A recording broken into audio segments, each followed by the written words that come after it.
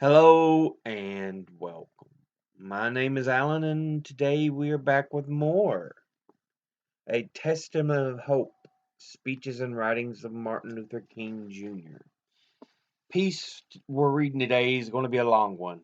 It's called Remaining Awake Through a Great Revolution, and the actual blurb reads as Dean Francois Sire's invitation, Dr. King delivered this Passion Sunday sermon at the National Cathedral Episcopal in Washington, D.C. on the 31st of March, 1968. It was his last Sunday morning sermon. I need not pause to say how very delighted I am to be here this morning, to have the opportunity of standing in this very great and significant pulpit. And I do want to express my deep personal appreciation to Dean Sire and all of the cathedral clergy for extending the invitation. It is always a rich and rewarding experience to take a brief break from our day-to-day demands and the struggle for freedom and human dignity, and discuss the issues involved in that struggle with concerned friends of goodwill all over our nation. And certainly, it is always a deep and meaningful experience to be in a worship service. And so, for many reasons, I am happy to be here today. I would like to use as a subject from which to preach this morning, remaining awake through a great revolution. The text for the morning is found in the book of Revelation. There are two passages there that I would like to quote in the 16th chapter of that book. Behold, I make all things new, former things are passed away. I am sure that most of you have read that arresting little story from the pen of Washington Irving entitled Rip Van Winkle. The one thing that we usually remember about the story of Rip Van Winkle slept 20 years.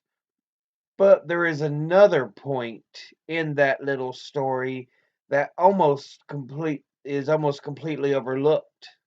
It was the sign in the end from which Rip went up in the mountain for his long sleep.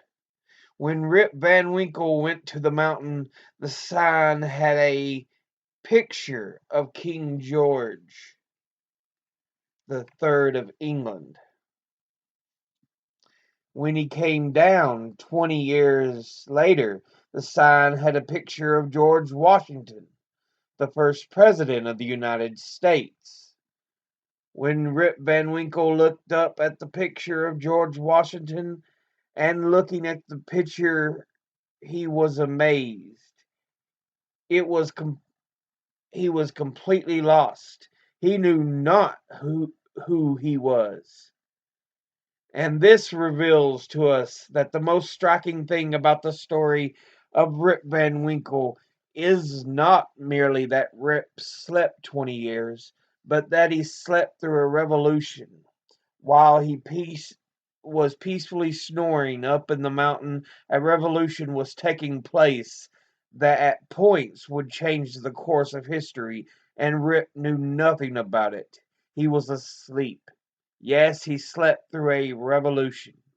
And one of the great liabilities of life is that all too many people find themselves living amid a great period of social change, and yet they fail to develop the new attitudes, the new mental responses that new situation demands. They end up sleeping through a revolution. There can be no gainsaying of the fact that a great revolution is taking place in the world today. In a sense, it is a triple revolution. That is a technological revolution with the impact of automation and cybernation. Then there is a revolution in weaponry with the emergence of atomic and nuclear weapons of warfare. Then there is a human rights revolution with the freedom explosion that is taking place all over the world. Yes, we do live in a period where changes are taking place, and there is still the voice crying through the vista of time, saying, "Behold, I make all things new. Former things are passed away." Now, whenever anything new comes into history, it brings with it new challenges and new opportunities. And I would like to deal with the challenges that we face today as a result of this triple revolution that is taking place in the world today. First, we are challenged to develop a world perspective. No individual can live alone. No nation can live alone. And anyone who feels that he can live alone is sleeping through a revolution. The world in which we live is geographically one. The challenge that we face today is to make it one in terms of brotherhood. Now it is true that the geological oneness of this age has come into being to a large extent through modern man's scientific ingenuity. Modern man through his scientific genius has been able to dwarf distance and place time in chains. And our jet planes have compressed into minutes distances that once took weeks and even months. All of this tells us that our world is a neighborhood. Through our scientific and technological genius, we have made of this world a neighborhood, and yet we have not had the ethical commitment to make it a brotherhood. But somehow, and in some way, we have got to do this. We must all learn to live together as brothers, or we will all perish together as fools. We are tied together in the single garment of destiny, caught in an inescapable network of mutuality, and whatever affects one directly affects all indirectly. For some strange reason, I can never be what I ought to be until you are what you ought to be. And you can never be what you ought to be until I am what I ought to be. This is the way of my God's universe is made, and this is the way it is structured. John Donne caught it years ago and placed it in graphic terms. No man is an entire island of itself. Every man is a piece of a continent, a part of the main. And he goes on toward the end to say, any man's death diminishes me because I am involved in mankind. Therefore, never send to know for whom the bells tolls. It tolls for thee. We must see this, believe this, and live by it if we are to remain awake through a great revolution. Secondly, we are challenged to eradicate the last vestiges of racial injustice from our nation. I must say this morning that racial injustice is still the black man's burden and the white man's shame. It is an unhappy truth that racism is a way of life for the vast majority of white Americans, spoken and unspoken, acknowledged and denied, subtle and sometimes not so subtle. The disease of racism permeates and poisons a whole body politic, and I can see nothing more urgent than for America to work passionately and unrelentingly to get rid of the disease of racism. Something positive must be done. Everyone must share in the guilt as individuals and as institutions. The government must certainly share the guilt. Individuals must share the guilt. Even the church must share the guilt. We must face the sad fact that at 11 o'clock on Sunday morning, when we stand to sing, "In Christ there is no east or west," we stand in the most segregated hour of America. The hour has come for everybody, for all institutions of the public sector and the private sector, to work to get rid of racism. And now, if we are to do it, we must honestly admit certain things and get rid of certain myths that have constantly been disseminated all over our nation. One is the myth of time. It is the notion that only time can solve the problem of racial injustice. And there are those who often sincerely say to the Negro and his allies in the white community, "Why don't you slow up? Stop pushing things so fast. Only time can solve the problem. And if you will just be nice and patient and continue to pray, in 100 or 200 years, the problem will work itself out." There is an answer to that myth. It is that time is neutral. It can be used either constructively or destructively. And I'm sorry to say this morning that I am absolutely convinced that the forces of ill will in our nation, the extreme rightists of our nation, the people on the wrong side have used time much more effectively than the forces of goodwill. And it may well be that we will have to repent in this generation, not merely for the vitriolic words and the violent actions of the bad people, but for the appalling silence and indifference of the good people who sit around and say, "Wait on time." Somewhere we must come to see that human progress never rose in on the wheels of inevitability. It comes through on the tireless efforts and the persistent work of dedicated individuals who are willing to be co workers with God. And without this hard work, time itself becomes an ally of the primitive forces of social stagnation.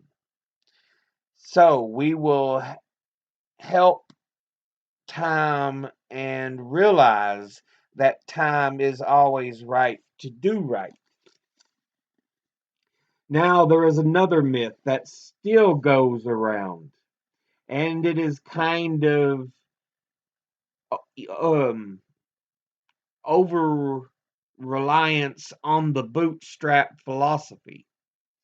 There are those who still feel that If the Negro is to rise out of poverty, if the Negro is to rise out of slum conditions, if he is to rise out of discrimination and segregation, he must do it all by himself. And so they say the Negro must lift himself up by his own bootstraps. They never stop to realize that no other ethnic group has been a slave on American soil. The people who say this never stop to realize that the nation made with the black man's color a stigma. But beyond this, they never stop to realize the debt they owe a people who were kept in slavery 244 years. In 1863, the Negro was told that he was free as a result of the Emancipation Proclamation being signed by Abraham Lincoln. But he was not given any land to make that freedom meaningful. It is something like keeping a person in prison for a number of years and suddenly discovering that that person is not guilty of the crime for which he was convicted. And you just go up to him and say, "Now you are free," but you don't give him any bus fare to get to town. You don't give him any money to get some clothes to put on his back or to get on his feet again in life. Every court of jurisprudence would rise up against this, and yet this is the very thing that our nation did to the black man. It simply said, "You're free," and it left him there penniless, illiterate, not knowing what to do. And the irony of it all is that the same time the nation failed to do anything for the black man through an act of Congress, it was giving away millions of acres of land in the West and the Midwest, which meant that it was willing to undergird its white peasants from Europe with an economic floor. But not only did it give the land, it built land grant colleges to teach them how to farm. Not only that, it provided county agents to further their expertise in farming. Not only that, as the years unfolded, it provided low interest rates so that they could mechanize their farms. And to this day, thousands of these very persons are receiving millions of dollars in federal subsidi- subsidies every year not to farm. And these are so often the very people who tell Negroes that they must lift themselves by their own bootstraps. It's all right to tell man to lift himself by his own bootstraps, but it is a cruel jest to say to a bootless man that he ought to lift himself by his own bootstraps. We must come to see that the roots of racism are very deep in our country, and there must be something positive and massive in order to get rid of all the effects of racism and the tragedies of racial injustice. There is another thing closely related to racism that I would like to mention to another challenge. We are challenged to rid our nation and the world of poverty. Like a monstrous octopus, poverty spreads its nagging, prehensile tentacles into hamlets and villages all over the world. They are ill housed, they are ill nourished, they are shabbily clad. I have seen it in Latin America. I have seen it in Africa. I have seen this poverty in Asia. I remember some years ago, Mrs. King and I journeyed to that great country known as India, and I never will forget that experience. It was a marvelous experience to meet and talk with the great leaders of India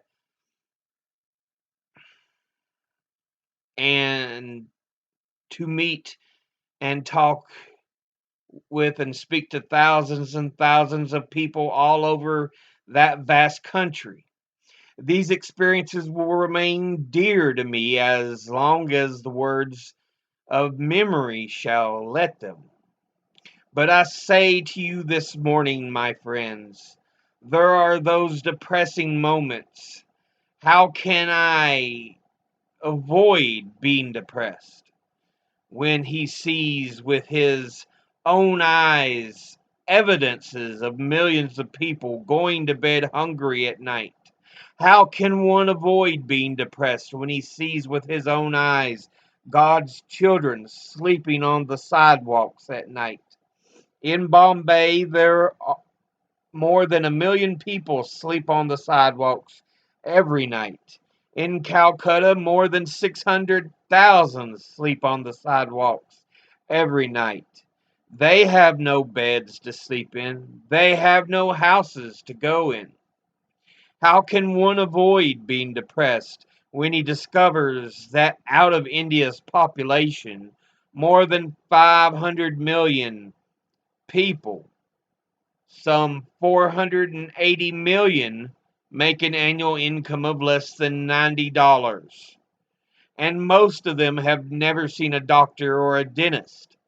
And I noticed these things. Something within me cried out, can we in America stand idly by and not be concerned?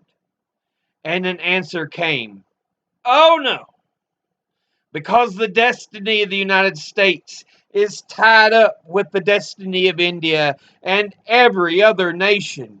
And I started thinking of the fact that we spend in America millions of dollars a day to store surplus food. And I said to myself, I know that we can store that food free of charge in the wrinkled stomachs of millions of God's children all over the world who go to bed hungry at night.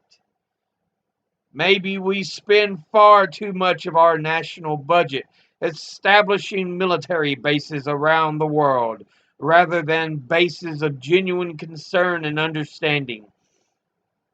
Not only do we see poverty abroad, I would remind you that in our own nation there are about 40 million people who are poverty stricken. I have seen them here and there. I have seen them in the ghettos of the North. I have seen them in the rural areas of the South. I have seen them in Appalachia. I have just been in the process of touring many areas of the country, and I must confess that in some situations I have literally found myself crying. I was in Marks, Mississippi the other day, which is in Whitman County, in the poorest county in the United States. I tell you, I saw hundreds of little black boys and black girls walking the streets with no shoes to wear. I saw their mothers and their fathers trying to carry on a little Head Start program, but they had no money. The federal government hadn't funded them, but they were trying to carry on. They raised a little money here and there, trying to get a little food to feed the children, trying to teach them a little something. And I saw mothers and fathers who said to me not only were they unemployed, they didn't get any kind of income.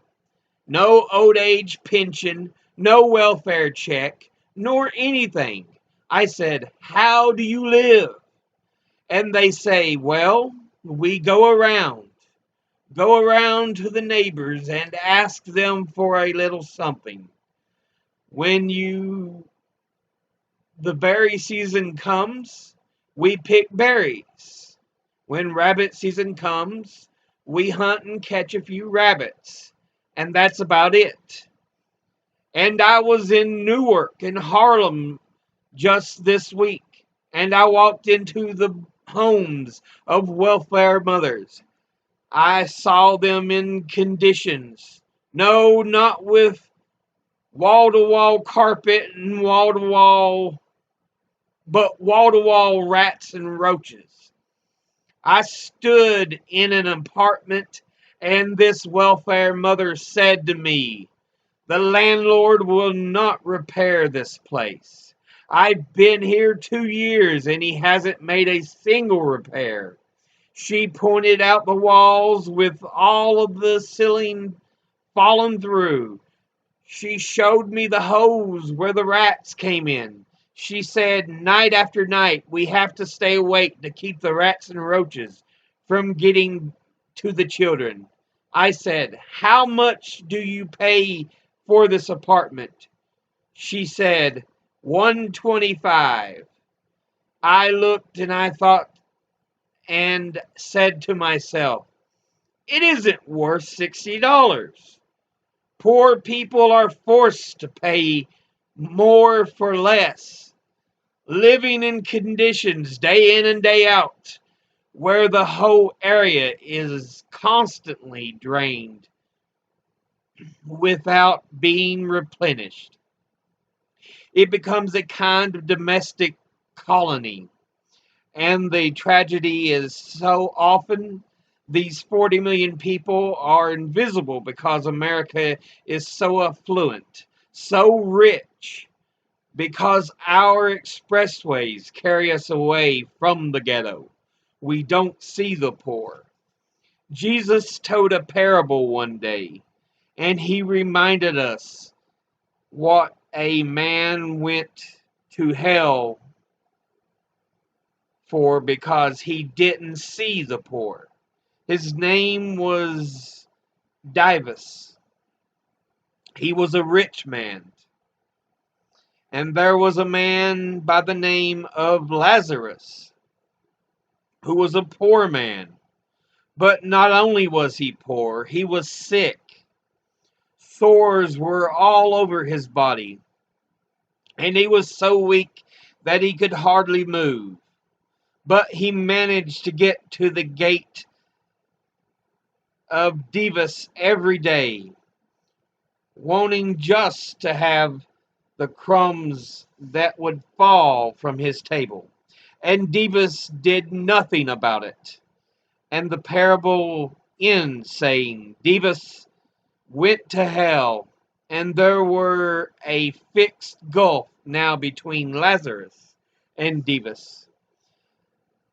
There is nothing in the parable that said Divas went to hell because he was rich.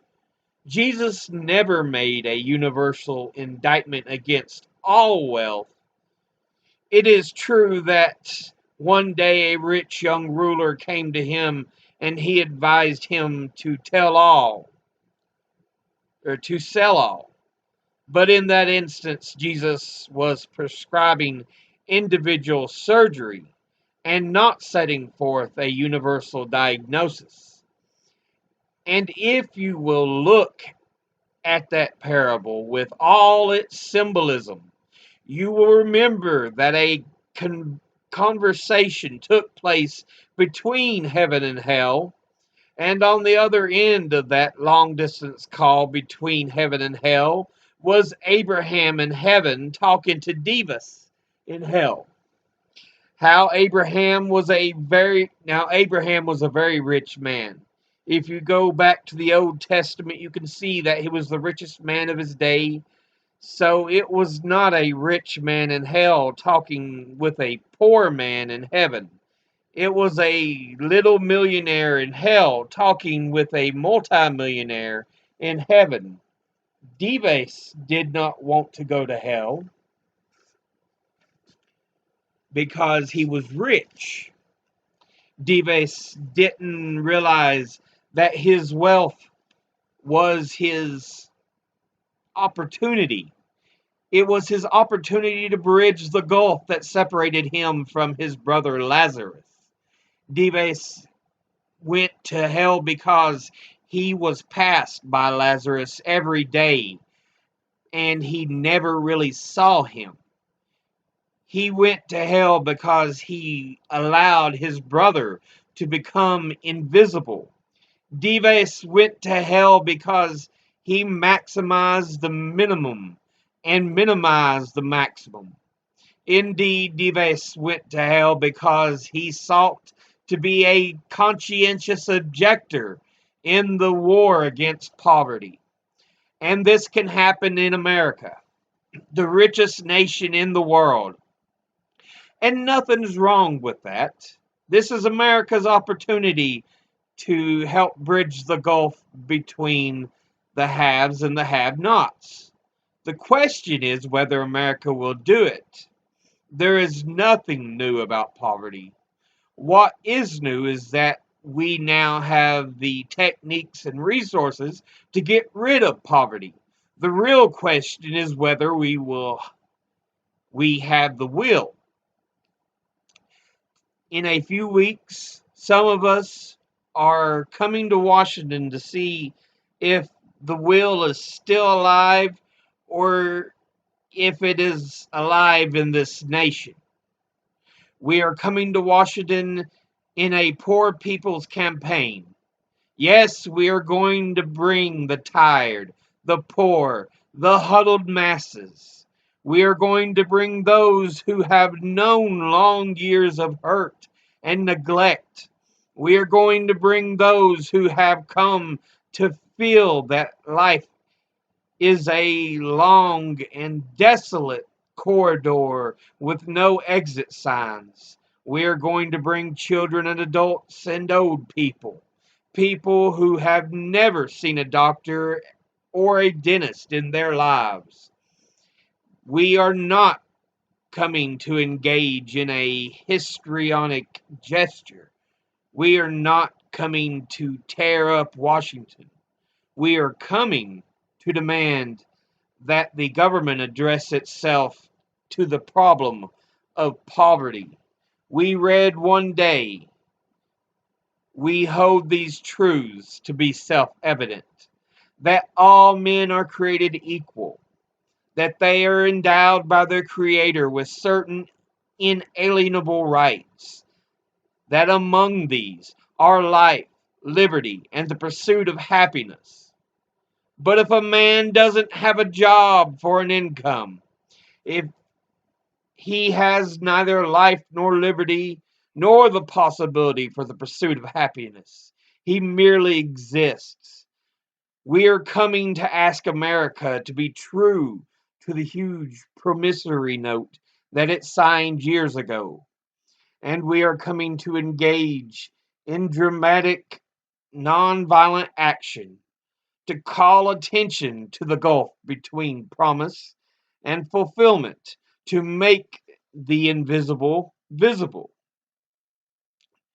Why do we do it this way? We do it this way because it is our experience that the nation doesn't move around questions of genuine equality for the poor and for black people until it is confronted massively, dramatically, in terms of direct action. Great documents are here to tell us something should be done.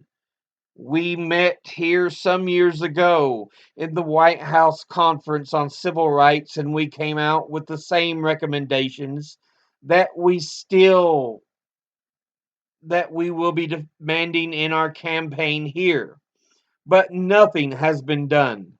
The President's Commission on Technology, Automation, and Economic Progress recommended these things some time ago.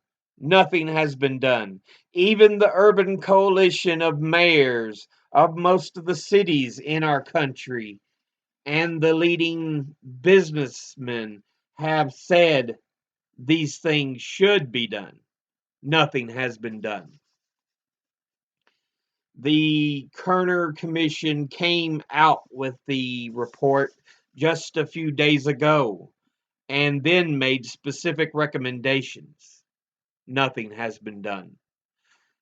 And I submit that nothing will be done until people of goodwill put their bodies and souls in motion. And it will be the kind of soul force brought into being as a result of this confrontation, and I believe will make the difference. Yes, it will be a poor people's campaign. This is the question facing America. Ultimately, a great nation is a compassionate nation. America is not met in its obligations and its responsibilities to the poor. One day we will have to stand before the God of history and we will talk in terms of things we've done. Yes, we will be able to say we built gargantuan bridges to span the seas. We built gigantic buildings to kiss the skies. Yes, we made our submarines to penetrate oceanic depths. We brought into being many other things with our scientific and technological power. It seems that I can hear the God of history saying that was not enough. But I was hungry, and ye fed me not. I was naked, and ye clothed me not.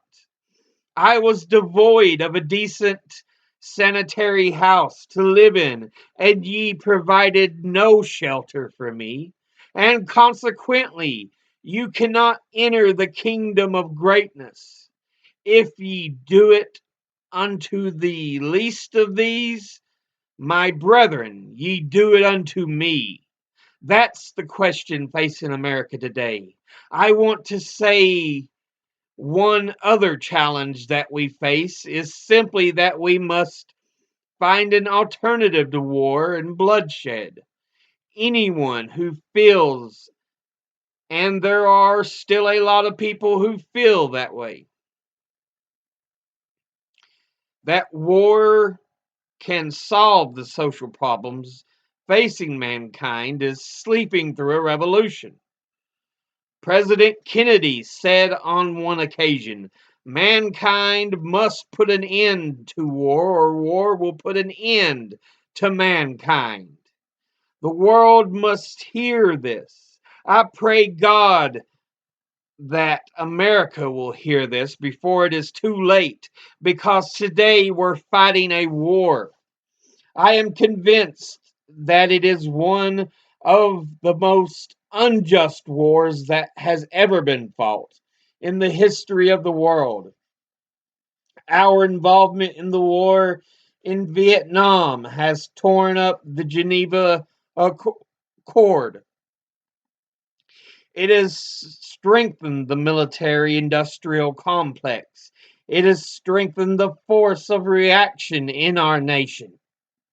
It has put us against the self determination of a vast majority of the Vietnamese people and put us in the position of protecting the corrupt regime that has stacked against the poor. It has played havoc with our domestic destinies. This day we are spending $500,000 to kill every Viet Cong soldier. Every time we kill one, we spend about $500,000 while we spend $53 a year for every person characterized as poverty stricken in the so called poverty program, which is not even a good skirmish against poverty. Not only that, it was put to us in a position of appearing to the world as an arrogant nation And here we are 10,000 miles away from home, fighting for the so called freedom of the Vietnamese people when we have not even put our own house in order. And we force young black men and voting young white men to fight and kill in brutal solidarity. Yet when they come back home, that can't hardly live, or when they come back home, that can't hardly live on the same block together. The judgment of God is upon us today, and we would do right, go right down the line and see that something must be done. Something must be done quickly. We have alienated ourselves from the nations as we end up morally and politically isolated in the world. There is not a single major ally of the United States of America that would dare send a troop to Vietnam, and so the only friends that have now we have now are a few client nations: Taiwan, Thailand, South Korea, and others. This is where we are. Mankind must put an end to the war, or war will put an end to mankind. And the best way to start is to put an end to war in Vietnam, because if it continues, we will inevitably come to the point of confronting China, which could lead the whole world to nuclear annihilation. It is no longer a choice, my friends, between violence and nonviolence. It is either nonviolence or non existence, and the alternative to disarmament,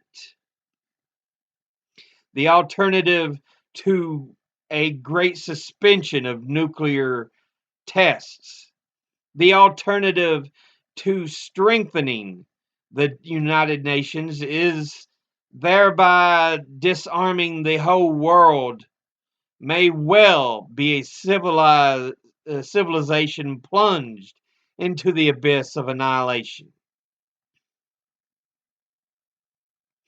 And our earthly habitat would be transformed into an inferno that even the mind of Dante could not imagine. This is why I felt the need of raising my voice against the war and working wherever I can to arouse the conscience of our nation on it.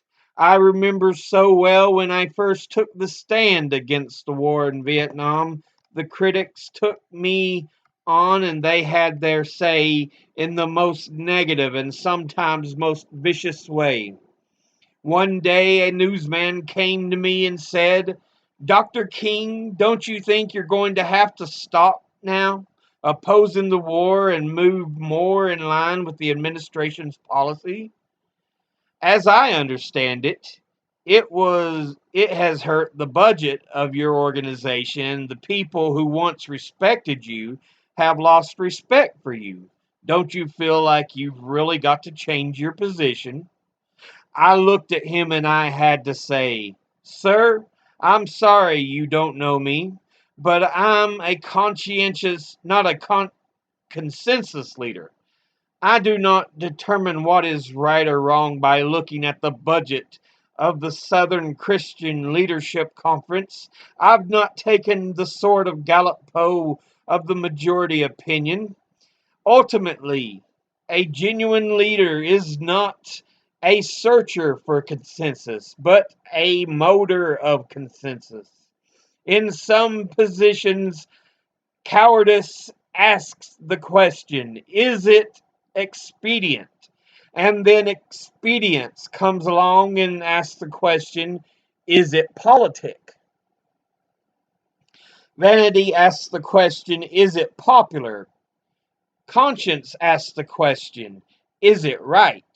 Then comes a time when one must take a position that it is neither safe, nor politic, nor popular, but he must do it because conscience tells him it is right. I believe today that there is a need for all people of goodwill to come with a massive act of conscience and say, in the words of the old Negro spiritual, we ain't going to study war no more.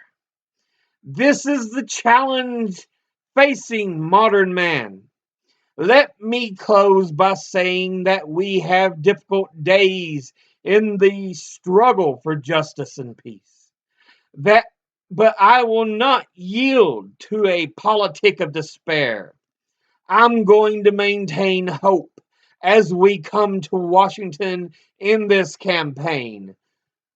The cards are stacked against us. This time we will really confront a Goliath. God grant me that we will be that David of truth set out against the Goliath of injustice, the Goliath of neglect, the Goliath of refusing to deal with the problems, and go on with the determination to make America the truly great America that it is called to be.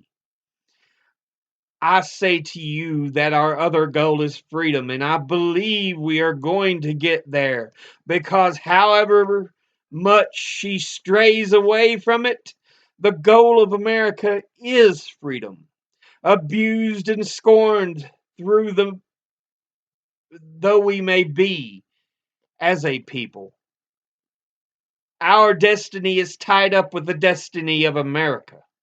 Before the Pilgrim Fathers landed at Plymouth, we were here. Before Jefferson etched across the pages of history the majestic words of the Declaration of Independence, we were here. Before the beautiful words of the Star Spangled Banner were written, we were here. For more than 2 centuries, our forebears labored here without wages. They made cotton king and they built the homes of their masters in the midst of the most humiliating and oppressive conditions. And yet, out of a bottomless vitality, they continued to grow and develop. If the inexpressible cruelties of slavery couldn't stop us, the opposition that we now face will surely fail. We're going to win our freedom because both the sacred heritage of our nation and the eternal will of the Almighty God have embodied in our echoing demands. And so, however dark it is, however deep the angry feelings are, and however violent explosions are, I can still sing, we shall overcome, and we shall overcome, because the arc of a moral universe is long, but it bends towards justice. We shall overcome because Carlyle is right. To lie can live forever.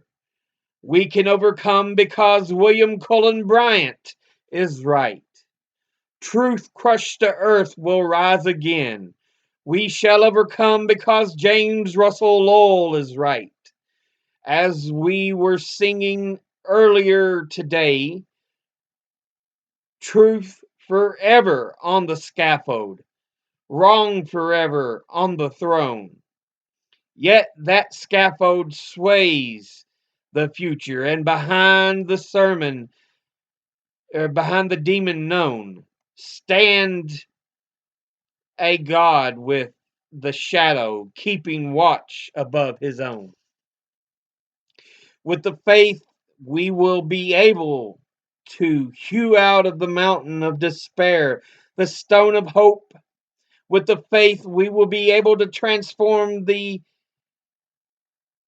jangling discords of our nation into a beautiful symphony of brotherhood. Thank God for John, who centuries ago, out on a lonely, obscure island called Patmos, caught vision of a new Jerusalem descending out of heaven from God, who heard a voice saying, "Behold, I make all things new. Former things are passed away." God grant me that God grant that we will be participants in this newness and this magnificent development. If we will but do it, we will bring about a new day of justice and brotherhood and peace. And that day the morning stars will sing together, and the sons of God will shout for joy. God bless you. Part of the Congressional Record 114 on the 9th of April, 1968. So, yes, Dr. King touches on a number of points that became important to him over his life. The equal rights, the civil rights of African Americans, the fair treatment of the poor. He's saying, you could earn your wealth, but you must use it to help. There is nothing wrong with gaining wealth, but use it to help your fellow man.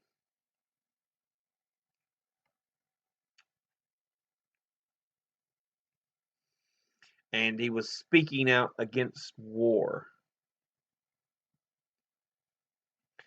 about the evils, sending white and black out together to fight for the same goal, but once they come home, they're again separated.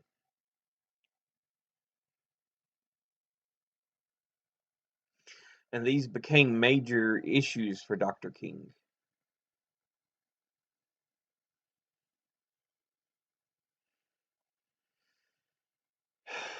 But yeah, that was a long one.